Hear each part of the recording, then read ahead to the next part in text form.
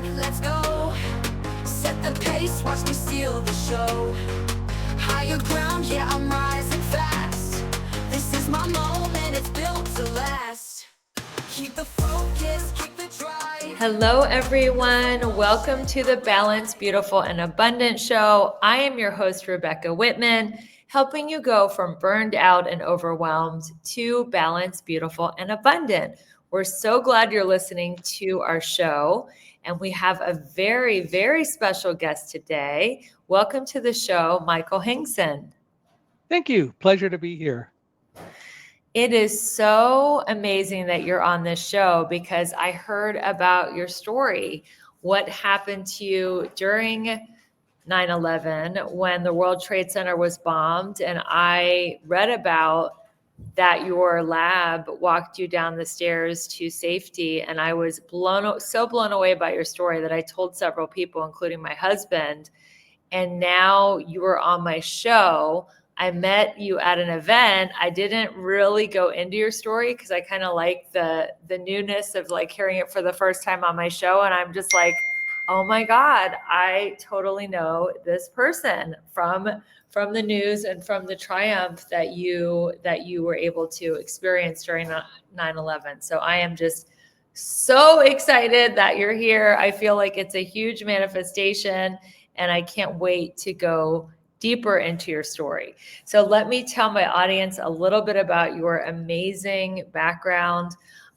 Michael and his guide dog, Roselle, escaped the 78th floor of Tower 1 during the bombing of the World Trade Center.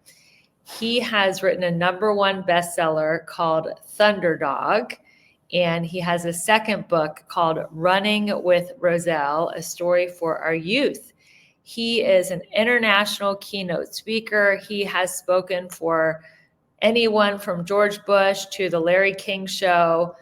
He is just so well known for his just positive attitude, mindset work, and I can't wait to get into it. So, Michael, tell us your story. What were you experiencing? What was happening that day? How did you wake up on 9/11? And what transpired to get you from the 78th floor to safely to the ground?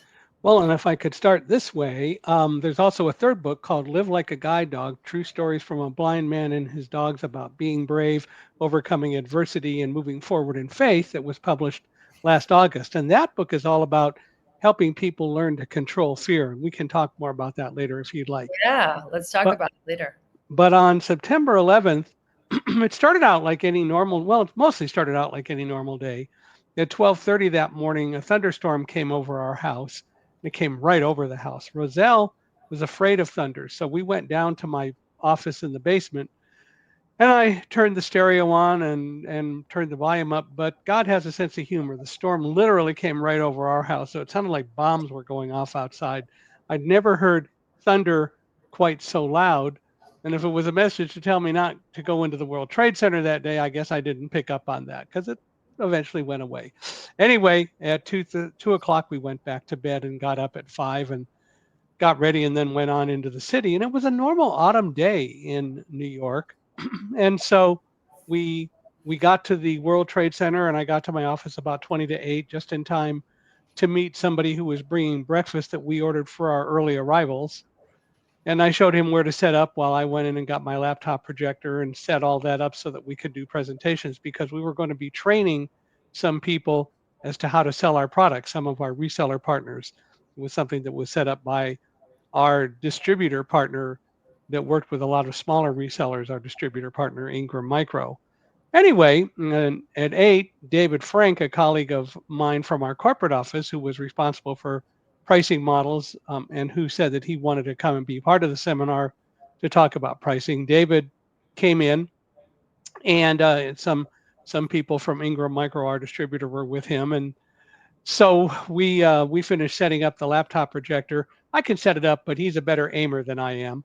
So anyway, we got it set up, and the other people were eating.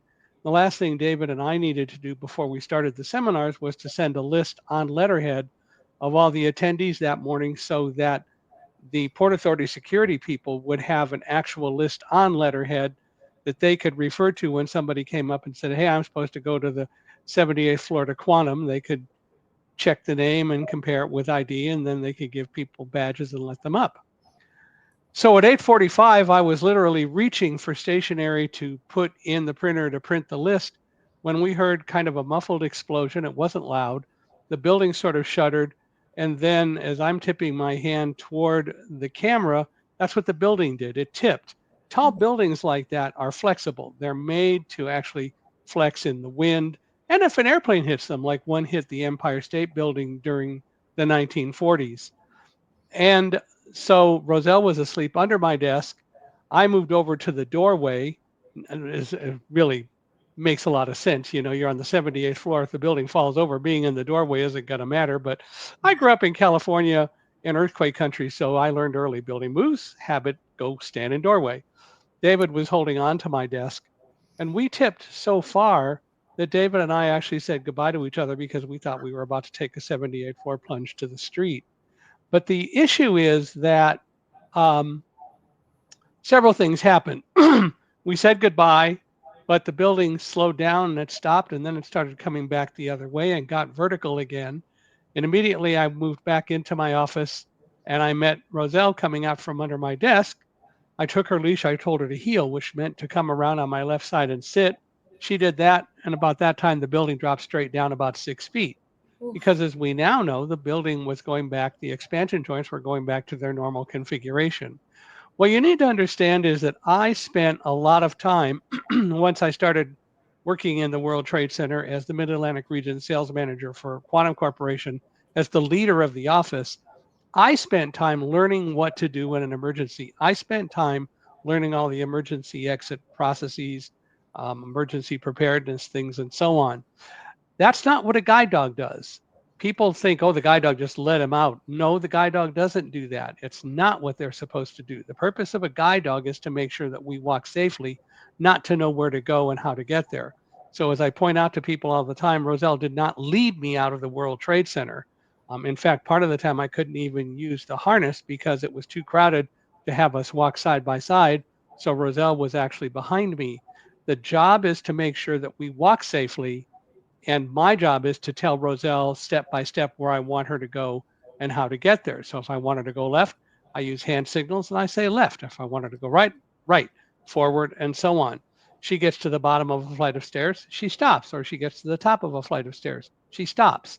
And then I have to determine what's going on, which in the stairwell was no big deal, and then give her commands like forward. But it's my job to know where to go and how to get there, which is why I spent a lot of time learning what to do in case of an emergency at the World Trade Center. What I didn't realize until many years later was that that actually created a mindset in me that said, if there's ever an emergency, you know what to do. And the mindset clicked in on September 11th.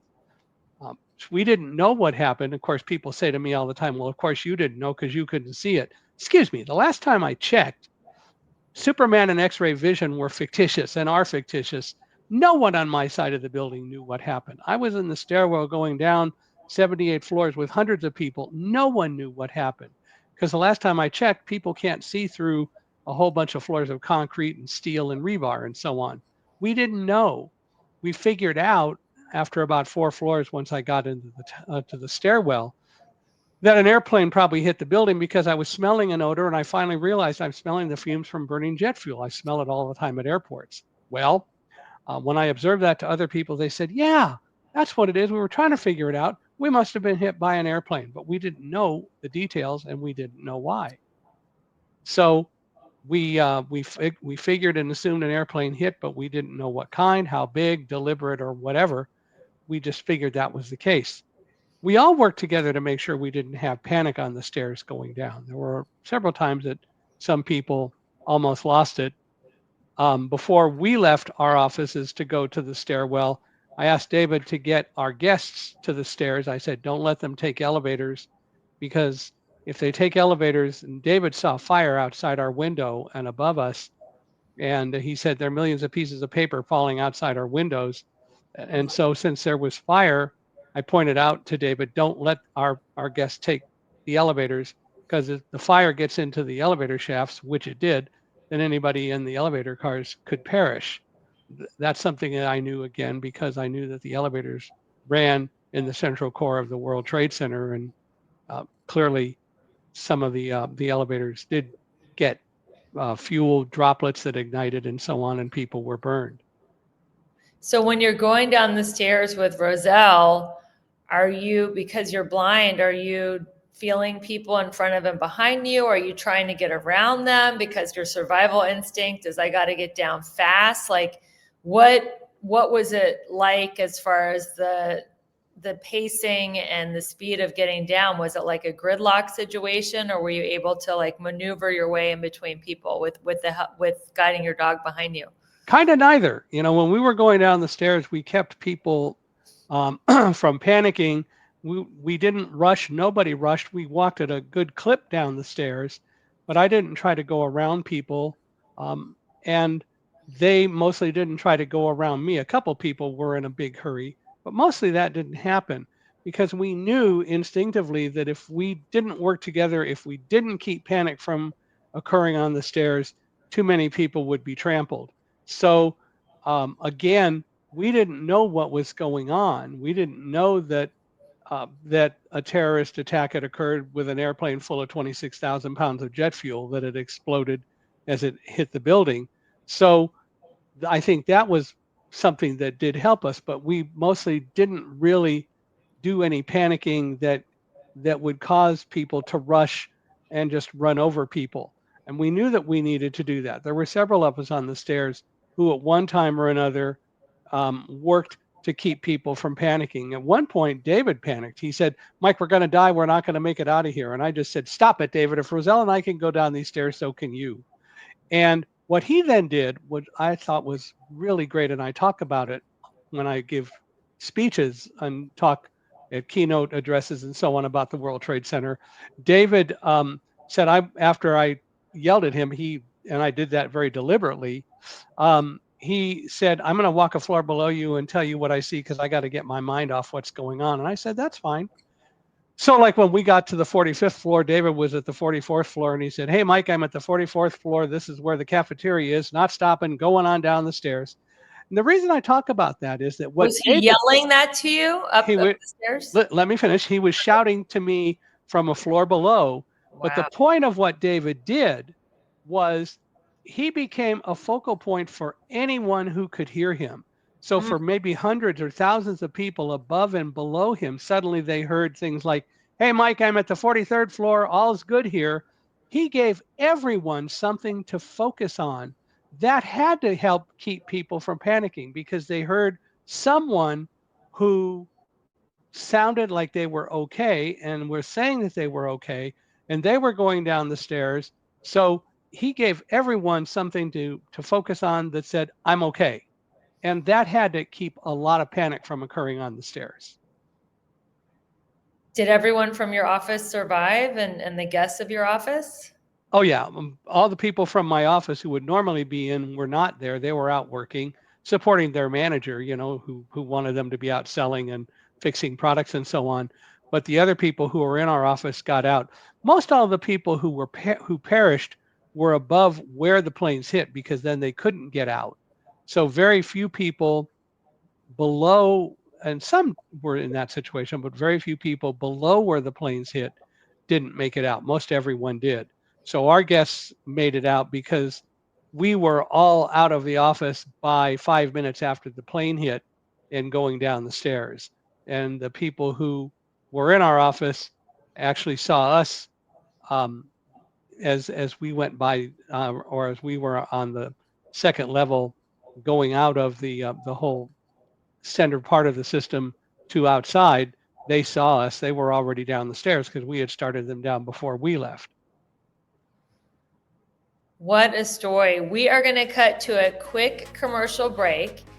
I'm Rebecca Whitman. I am interviewing Michael Hingson. Him and his dog Roselle survived from the 78th floor of the World Trade Center. He's an international keynote speaker, and we are going to talk about what he learned from his guide dog after this quick commercial break. Don't go anywhere. We'll be right back. How clean is the water you're drinking and bathing in? If you call Aquasana Water today, they'll provide you with a free assessment telling you the condition of your tap water. Aquasana sells whole house water filters starting at $1,000. Isn't that worth it to have a 10-year supply of filtered, cleaner water? Aquasana water filters tackle chlorine taste and odor and can reduce contaminants like viruses, lead, forever chemicals, and microplastics, depending on the system you purchased. So make the free call, find out the condition of your water, and make your water cleaner the Aquasana way. It's a smart decision for you and your family and a must for a healthy home. Get a whole house Aquasana water system starting at $1,000 for your entire home. Call and find out the condition of your water with a free water assessment. 800-925-6029. 800-925-6029. 800-925-6029. That's 800-925-6029. Everything is expensive right now. Gas, food, you name it. You're spending more, you are making the same or less money. So, what do? You rack up credit card debt, that's what you do. It's not your fault. It's the economy. And guess what? If you rack up too much credit card debt like some of us, you can't pay your bills. Then the credit card companies, as nice as they are, start hounding you for money. Then you start your downward spiral. A smart thing for you to do is to call the Zero Debt. They can help you consolidate all your credit card bills into one affordable payment. Millions of people have done it. It works to make you debt-free. Make this free call right now. It costs you nothing to learn more. 800-628-5675. 800-628-5675. 800-628-5675. That's 800-628-5675. Hey there, gorgeous. Quick question. Do you want to look younger, feel stronger, and glow like the star that you are? Of course you do, honey. So here's the deal. Your body wants to age gracefully, but stress, sugar, and time are not on your side. Enter the game changer you didn't know you needed, liquid collagen. This isn't your average powdery chalky mess. Oh no, honey, this is next level science. Our liquid collagen has a 93% bioavailability rate. Powdered collagen is 30% at best. This means your hair, skin, nails, joints get the VIP treatment. If you want to reduce wrinkles, feel amazing in your body, and turn heads, this is your glow up in a bottle. Don't wait. Your future self is literally begging for this. Click the link in the show notes to grab your bottle today. But hurry, supplies are limited and this kind of fabulous will not last forever. You deserve this. Now go shine like the balanced, beautiful, and abundant star that you are. Don't look back, let's go. Set the pace, watch me steal the show. Higher ground, yeah, I'm rising fast. This is my moment, it's built to last. Hello, everyone. Welcome back. I'm Rebecca Whitman, your host of the Balanced, Beautiful, and Abundant Show. I am interviewing best-selling author, international keynote speaker, Michael Hingson, who survived the World Trade Center bombing with the help of his guide dog, Roselle. So we are going to talk about what we can learn from Labradors. So you have a third book, and it's called Guide Dog Wisdom. Is that correct? No, Live Like a Guide Dog. Live Like a Guide Dog. Guide Dog Wisdom is a section in Thunderdog, but Live Like a Guide Dog is the new book. Okay, Live Like a Guide Dog. You can draw from both, Live Like a Guide Dog or Guide Dog Wisdom. What are some lessons that we humans can garner from Labradors and guide dogs? I realized at the beginning of 2020 when the pandemic hit that I had spent the last 19 years talking about teamwork and trust and escaping from the World Trade Center. And I was as afraid as anyone else, but I had learned how to deal with that and control that fear, which is the mindset that I talked about earlier. And I realized that I had never taught anyone how to learn to control fear, because the reality is we're so programmed that, oh, something horrible happens around us, we get afraid. We don't learn that we can actually learn to control that fear and use it as a powerful tool to help us focus. which is what I did on September 11th. So Live Like a Guide Dog is all about helping people learn to control fear. And it, like Thunderdog, is available anywhere books are sold. You can get it on Amazon, Barnes and Noble. It's available on audio from Audible and all that sort of stuff. Both of them are. And by the way, we didn't mention it. You mentioned Larry King earlier. He wrote the foreword to Thunderdog, which was a great blessing. Ooh, that's So, great. but the books are both available, as well as running with Roselle. And the fact of the matter is that we can learn to focus and control fear. Dogs don't deal with what if. They don't focus on everything that goes on around them and think to themselves, well, if this happens, what am I going to do? If that happens, what am I going to do? They focus on what they can control, which is a lesson that we all can learn. Focus on what you can control. Don't worry about the rest because it's not going to do you any good and it's going to drive you crazy because there's nothing you can do about it anyway. And so the fact of the matter is, if we would learn to stop doing what if about every single little old thing and focus on the things over which we do have control, then that would be a lot better. So, for example, um, what do I do if there's an emergency in the building where I am? Do I know how to get out? Have I thought about that? Have I thought about the options? That's one thing that we do have control over. We don't have control probably over, is somebody going to hit the building with an airplane or a car crash into a building or whatever? But we can control our part of our lives. And that's what we should do. We didn't have any control over the World Trade Center events happening. And I haven't seen anyone yet who can convince me that we could have really, if we put it all together, figure it out. And so the bottom line is, I am of the opinion that there was no way that we were going to be able to predict and deal with the fact that the events of September 11 happen. But we all have absolute control over how we deal with addressing the issues of September 11th in our own lives. That we do have control over. So the fact is, dogs don't do what if. We do all the time, which is too bad. Dogs are not animals that trust actually immediately. I think dogs do love unconditionally, but they don't trust unconditionally. But what dogs do is be more open to trust. And so they want to establish relationships with people and they want people to be pack leaders. Our job is to initiate that trust and to also convey that we want to trust them as well.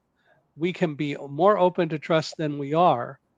And if we do that, we're again going to become less fearful if we're open to it. That doesn't mean that we're necessarily going to end up trusting people. There are people who have hidden agendas, but if you just assume everybody's got a hidden agenda, so you're going to trust no one, that doesn't help. And that's not very productive. If at the same time, what you do is you look at working with people, if somebody wants to trust you, you'll be able to tell that. And if you want to trust them, they should be able to tell that. If the trust can't be developed because one person in the relationship doesn't trust, then you have to deal with that and move on. But be open to trust. In our world today, we hardly are open to trust. And as I said, dogs are much more open to trust than we are. Those are great lessons. I feel like humans, once they get hurt or betrayed, then they just decide that they're never going to trust again. Whereas dogs are more in the moment. They just, even if somebody, verbally or physically abused a dog, they're still, it might take them a little longer to trust a human because they remember that abuse, but they are ultimately, they forgive easily and they stay in the moment. One of the dogs that we adopted once we moved back to California in 2003, we adopted is a golden retriever named Panama. She had been a career change guide dog. She never actually ended up being a guide dog, but she was trained. She was a very strong-willed golden retriever. We got her when she was 12, and she had been abused. And so the school said she's deaf, she doesn't pay attention. Well, we discovered that she wasn't totally deaf, but it took a while to develop and get developed a trusting relationship with her. But once that happened, she was a wonderful addition to the family. And we spent a lot of time working with her and saying, we want to trust you and we want you to trust us, essentially. And that eventually did happen.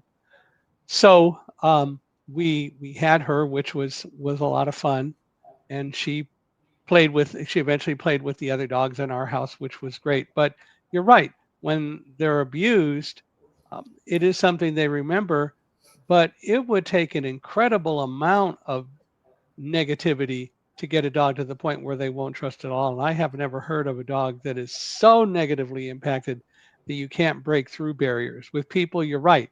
Something happens with one person and suddenly nobody's good anymore. And that's just not true.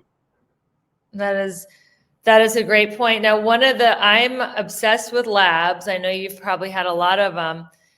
One of the most painful things that I've gone through as a human who's obsessed with labs is letting them go and saying goodbye and, having to put them down if they're sick or whatever. So what are your tips, or is it just excruciatingly painful for you too? But I'm sure, especially with Roselle, having gone through so much trauma with a dog when she had to die, how did you deal with that pain?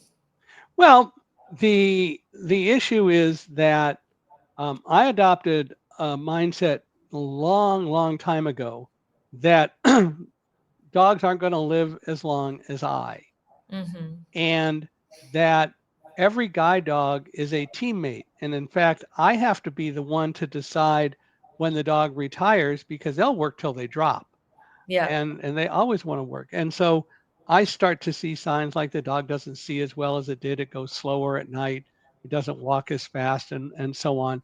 And so the result of all that is that it becomes evident that if I'm going to continue to do things at the pace I'm used to, it may be time to retire this dog. That doesn't mean we put the dog down, but the Yeah. dog will retire. And if I can keep the dog, I will. And if I can't for whatever reason, then we will help find it a home. Like Africa, my seventh guide dog went back to live with the people who raised her from a puppy for Guide Dogs for the Blind.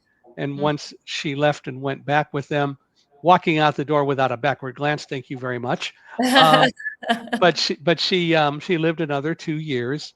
But the fact is that I realized it is time for a dog to retire, and I have to be the one to make that decision and help the dog adjust. So the fact is that, yeah, it hurts, but by the same token, you have to do what's best for your partner, your friend, whether it's a dog who is a service dog, where you have a teaming relationship, or it's a family pet with which you should have a teaming relationship, but most people don't, and they don't step back and look at what's going on objectively to do what the best thing is for a dog. So the pain happens. But I got a great piece of advice from a vet once when my wife and I, Karen, got married back in 1982. In 1983, I think it was, maybe it was 84, but her cat that I married into the cat's family. What can I say? Bojangles had to be put down. She had cancer, and it hurt a lot for both of us because I had become quite attached. But the vet who helped us said, "Look, don't spend a lot of time without getting another cat. That doesn't mean that this cat's going to replace the memories that Bojangles gave you, but it will be different memories. But the longer you wait, the harder it will be. And what you need to do is to get a new cat and start making new memories, and at the same time, treasure the memories from the cat that you lost." And that's the same with a dog. The fact of the matter is, it's not being disrespectful to do that. And and so whenever I have to retire or a guide dog has to be put down, then I also know that I can move on, and I'm doing the best thing for my partner, whatever that is. My second guide dog, Holland, worked 13 and a half years. And in fact, he was moving pretty slowly, and we did retire him. Well, he was about to retire. I was within 2 weeks of going and getting a new guide dog when Holland collapsed one day in the backyard. And we took him to the vet, and the vet said, I could probably bring him back, but he's not going to have a great quality of life. He was over 15, almost 15 and a half. He was a golden retriever. And the vet said, we really should probably just let him go. We confirmed it with Guide Dogs for the Blind, just on principle. and said goodbye to Holland. But I've got wonderful memories and have no regrets of him working so long, and no regrets of helping him to cross the Rainbow Bridge and go elsewhere. Do you believe that when you go to heaven, all your dogs will be waiting for you, wagging their tail? You bet. And waiting for food. They're going to be there with a hand, with a nose out, waiting for food. Of course. Oh, that's great. That's so I great. hope there's a stash up there waiting for me so that I can get them. But we'll see. Who's been your favorite dog out of all the dogs you've owned? Oh, that's really hard because they're all different. Roselle was certainly a very famous dog, and Didn't she was get a medal? Like wasn't she honored? she was honored several times. She won the Dickon Award from England, from PDSA, which is Pets Dispensary for Sick Animals. But they had a medal called the Dickon Medal, which was like the Congressional Medal of Honor for dogs, if you will. And they hadn't given out awards from, I think, basically 1949 until Roselle and Salty, another guide dog who was in the World Trade Center a few floors below where I was, and then a search and rescue dog, all got awards in March of 2002. Roselle also was given an award from the American Kennel Club, and was presented at the K9 Eukanuba AKC Dog Championship in Orlando in December of 2002. So she got several awards, but I can't really say one is my absolute favorite over any other dog because they're all different. They all have personalities, and each one stands out in their own way. My current guide dog, Alamo, is an extremely bright dog, and he ranks right up there with everyone I've had before him. It's like a parent, right? You can't name your favorite kid. You shouldn't, anyway. Yeah. We are going to go to a quick commercial break. My name is Rebecca Whitman, your host of the Balanced, Beautiful, and Abundant show. We're taking you from burned out and overwhelmed to balanced, beautiful, and abundant. We're going to be back with international best-selling author, world-renowned keynote speaker, Michael Hingson. And make sure you come back in a couple minutes because he is going to talk about how to get over self-sabotage.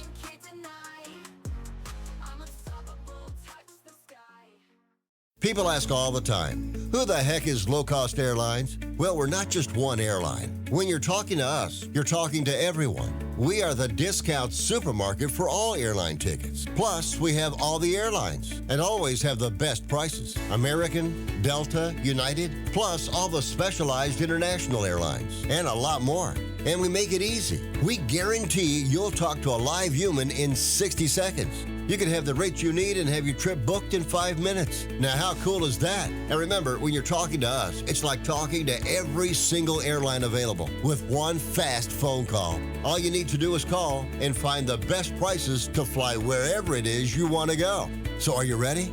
Call Low Cost Airlines right now. 800-451-8603. 800-451-8603. 800-451-8603. That's 800-451-8603. Hey there, fellow travelers, it's me, the Hotel Whiz. Before you go anywhere, call me day or night for hotel rates too low to publish. I'll save you up to 75% on over 500,000 hotels across the globe. You see, I've already done the research, so you don't have to spend time online trying to find the best deal. That's up to 75% off. Just call me, the Hotel Whiz. It's a free call and you get instant access to rates too low to publish with no cancellation fees. Make a free call now and save up to 75% off your hotel rooms the next time you're going somewhere for business or pleasure. Call the Hotel Whiz now and get instant access to rates too low to publish. 800-590-1163. 800-590-1163. 800-590-1163. Call the Hotel Whiz right now for rates too low to publish. 800-590-1163. Okay, can I be real for a second? You're out there crushing it in some areas of your life, but in others, it's like a hot mess express. Sound familiar? Here's the thing. You're not just meant to survive, you're meant to thrive. And that's exactly what I help my clients do in my coaching program. Together, we'll tackle all 7 pillars of abundance, because who wants killer abs but a dumpster fire of a bank account? Or a thriving career but zero in the romance department? Yeah, no thanks. I'm inviting you to schedule a breakthrough call with me. No pressure, no awkward sales pitch, just you, me, and a chance to figure out why you're stuck and how to get unstuck. So stop doom scrolling and start doing something about it. Click the link in the show notes and let's start giving you your best, most bougie life. You in? Don't look back, let's go. Set the pace, watch me steal the show. Higher ground, yeah, I'm rising fast. This is my moment. Welcome back, everyone. It's Rebecca Whitman, your host, helping you go from burned out and overwhelmed to balanced, beautiful, and abundant. We are interviewing renowned international speaker and best-selling author Michael Hingson, who escaped the World Trade Center with the help of his dog Roselle. So tell us, what are your thoughts on self-sabotage and how can we overcome it? Well, we think a lot less of ourselves than we should, and I don't mean that in an egotistical way. I am the host of a podcast called Unstoppable Mindset, where inclusion, diversity, and the unexpected meet. I started it for a company called Accessibe, and we are now in getting close to the end of our 4th year. We started in August of 2021, so we're well into our 4th year. And tomorrow we will publish episode 310 since we started it. Wow. And what I realized along the way is that we started the podcast to help people realize that they're more unstoppable than they think they are. We really sell ourselves way too short, and that's a problem. We tend to just do stuff. We don't analyze what we do, and this also gets back to the whole idea of learning to control fear. If we would take time at the end of every day to think about what happened today. How did it go? What didn't go well? I will never say we have a failure. Failure isn't acceptable. We may have things that happen along the way, but failure isn't the issue, because that means it's an end all. You screwed up and that's it. That's not the way it is. The fact of the matter is that we may very well screw up in one thing or another. But if we take the time at the end of the day to step back, maybe while we're falling asleep, think about what happened. What didn't work today? Why didn't it work? What was I afraid of that made it not work? Or what worked pretty well, but what could I have done to even make that better? If we would start to learn to do a lot more introspection of what we do in our own lives, one, we would help to really focus and learn to overcome or utilize in a much better way the fears that we typically have. But two, we will also establish a mindset that helps us better analyze what we do and not go so far into just sabotaging our own efforts, which we oftentimes do. Have you ever played Trivial Pursuit? Yes, I Uh, have. I used to love that game. So when you play Trivial Pursuit and somebody asks a question, how often did you think of an answer and then immediately you went, oh no, that can't be the right answer. That was too easy. And so you don't answer with that answer, you answer with something else. But it turns out that the original thing that you thought about was the right answer. Often, Yeah. which means our first instinct to trust your intuition, right? Trust your first instinct.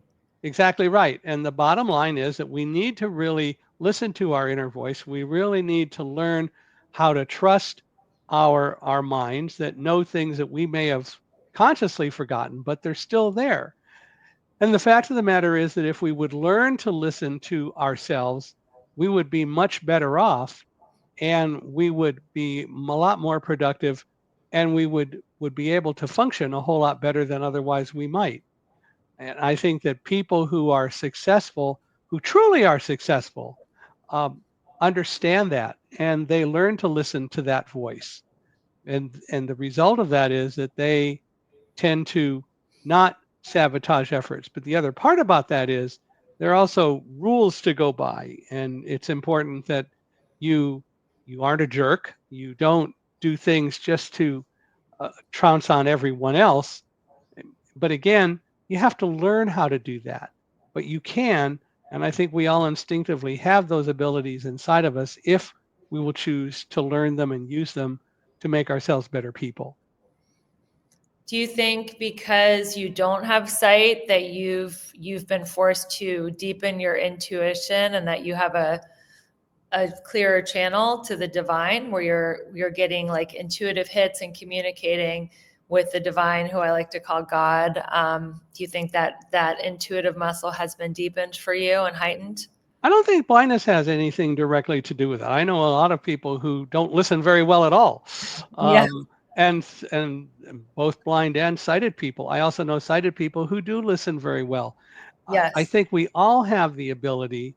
Blindness doesn't have anything to do with it. People want to attribute different kinds of gifts and so on to blind people, but the reality is, blindness isn't the issue. It is really how we behave, what we choose to do with our lives, what we choose to learn, whether it's being blind or not being blind.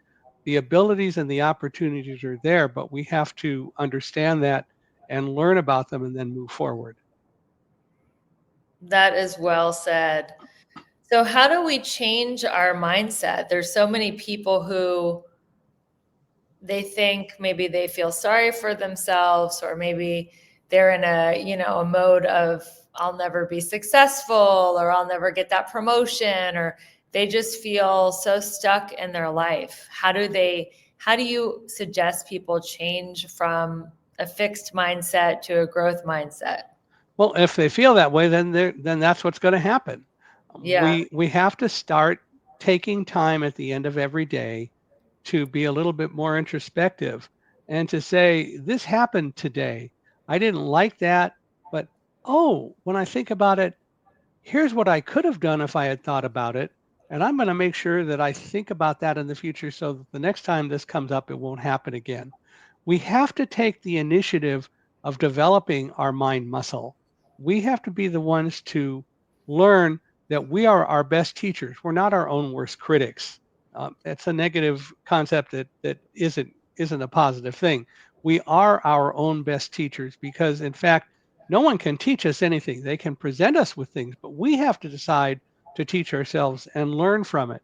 But if we don't adopt a learning and growth attitude up front, then we're never going to get anywhere. And the bottom line is it is a process. It doesn't happen all at once, but we have to work at it individually ourselves to make it happen. And if we do, we will find over time that we will learn to listen to God. We will learn to listen to that inner voice.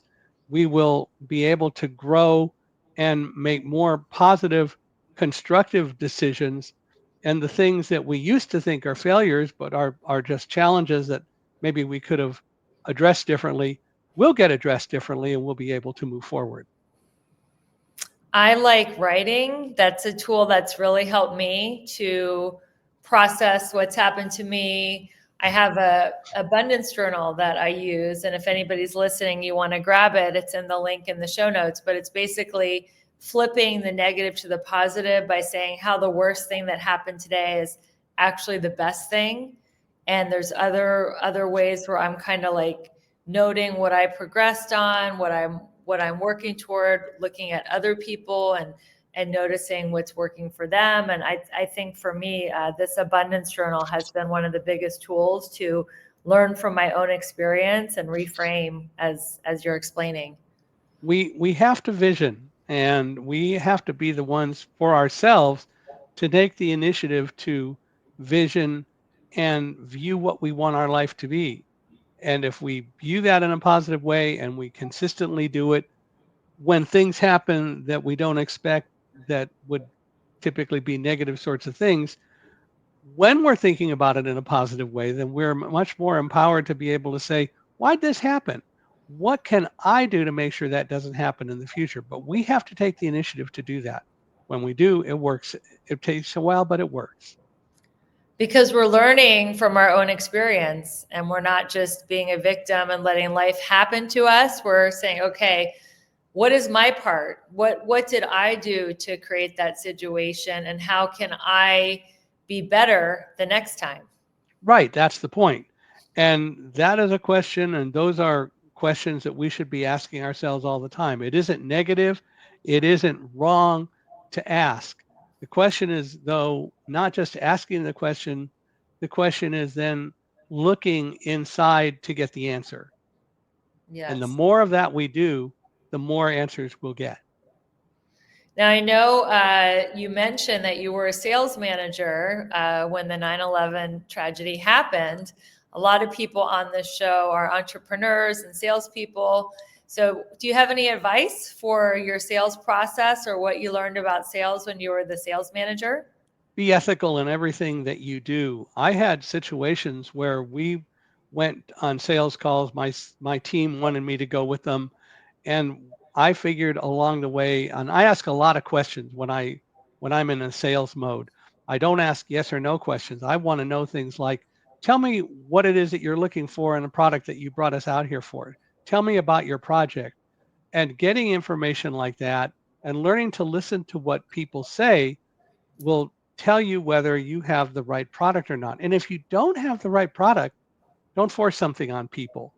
As I said, be ethical. I've had situations where I told a customer, our product won't work well for you, but here's why it won't.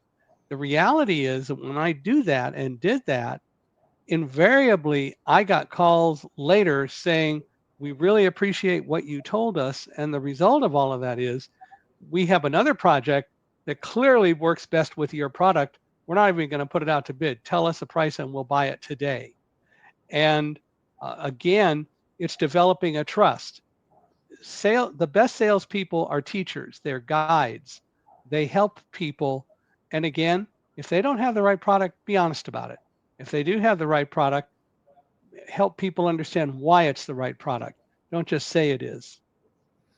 I love that. I think that asking questions and telling stories are the top two skills of any great communicator or salesperson.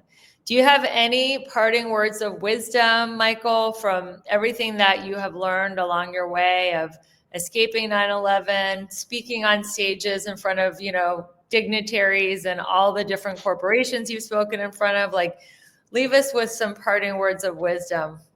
We are our own best teachers, and we can learn anytime we choose to do so. I have been blessed to have, as you pointed out, a number of times I've been asked to deliver keynote addresses. My very first talk after September 11th, when the media got my story, was about a 6-minute talk at an ecumenical church service in New Jersey, celebrating the lives of all the people who in New Jersey were lost on September 11th. And when a pastor called me and asked if I would agree to come, I said, sure. And then afterward, I said, how many people are going to be there? And he said, oh, about 6,000. The reality is that audiences want speakers to succeed. Um, and so I was very blessed to be able to go to that and so many events ever since and speak.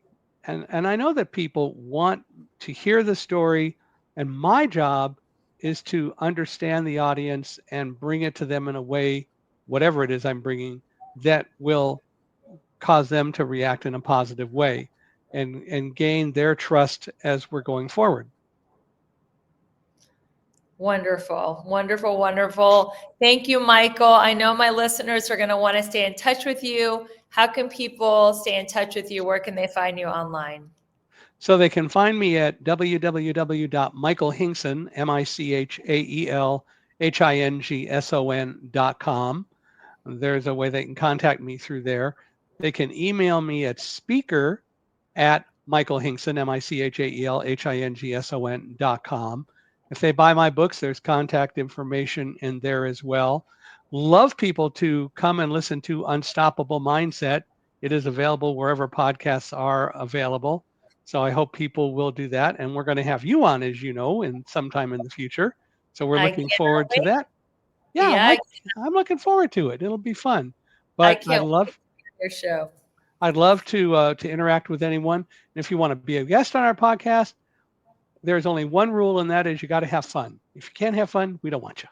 And who doesn't want to have fun? But in fact, I believe everyone has stories to tell about being unstoppable. And I want people to come on and tell their stories and show the rest of us why we all can be more unstoppable than we thought. And as I said, you can find it anywhere podcasts are available. It's Unstoppable Mindset, where inclusion, diversity, and the unexpected meet is the full title. And it's mostly about unstoppability, although sometimes we do talk about inclusion and diversity, but mostly inclusion because diversity leaves out disabilities. So we tend to talk about inclusion because you can't be inclusive if you're going to leave out disabilities. Amazing. Thank you again, Michael, for your story. I'm so grateful that I manifested you. I was talking about you for years, and now you've been on the show. And everybody, if you're listening, manifestation works. It's all about alignment, getting your life aligned, and 7 key pillars of abundance. My name is Rebecca Whitman. I'm helping you go from burned out to overwhelmed. If you can help out the show, share this interview with someone. Someone else will be so inspired by Michael's story. And if you're listening on the radio or a podcast or on a TV platform, thank you so much for being a fan and a devoted listener. You're in my community, and my mission is to help you go from burned out to balanced, beautiful, and abundant. And until we meet again, keep your vibe high and magnetize. Bye, everyone. Level up, don't look back, let's go. Set the pace, watch me steal the show. Higher ground, yeah, I'm rising fast. This is my... Hey there, it's Rebecca, your magnetic abundance mentor. Let me ask you something. Are you feeling stuck, burned out, or like life just isn't as juicy as you know it can be? If you're nodding right along, it's time for a breakthrough. My coaching program is designed to help you align your life in all 7 pillars of abundance: spiritual, physical, emotional, romantic, mental, social, and financial, so you can finally live that big, bold, sexy, and adventurous life you deserve. And here's the best part. I'm inviting you to schedule a breakthrough call with me. No pressure, no sales gimmicks, just a genuine chance to experience my coaching firsthand and get crystal clear on what is next for you. Because your best life is not a someday thing, it's a right now thing. So click the link in the show notes to book your breakthrough call, and let's start making magic together. Your next level is calling you. Thank you so much, Melissa, for leaving us the review of the week. She gives us 5 stars and says, amazing results every time. I've listened to a lot of podcasts over the years, but Rebecca has a way of pulling more from her guests than I think they even realize about themselves. Her candid conversation always sparkles, and I've had to pull over and listen because I was so hung up on the topic. Absolute must-have topics for any woman, both personally and professionally. Well, thank you so much for your positive review, Melissa, and everybody else who's listening out there. Please leave us a 5-star review, and we will share your testimony on the show. And if your testimony gets shared, you will get a special gift from me. So make sure to leave that review and keep listening to the show.